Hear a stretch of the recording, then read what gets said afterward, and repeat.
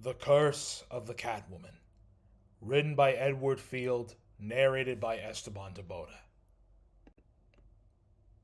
It sometimes happens that the woman you meet and fall in love with is that of strange Transylvanian people with an affinity for cats. You take her to a restaurant, say, or a show on an ordinary date, being attracted by the glitter in her slitty eyes and her cat like walk. And afterwards, of course, you take her in your arms and she turns into a black panther and bites you to death.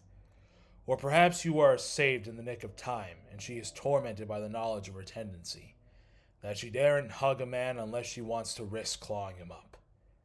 This puts you both in a difficult position, panting lovers who are prevented from touching, not by bars, but by circumstance.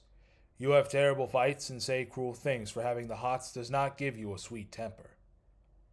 One night you are walking down a dark street and hear the pad pad of a panther following you.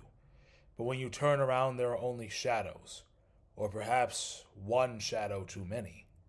You approach, calling, "Who's there?" and it leaps on you. Luckily, you have brought along your sword and you stab it to death.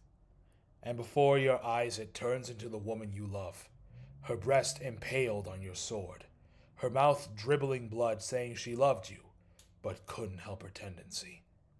So death released her from the curse at last, and you knew from the angelic smile on her dead face that in spite of a life the devil owned, love had won, and heaven pardoned her.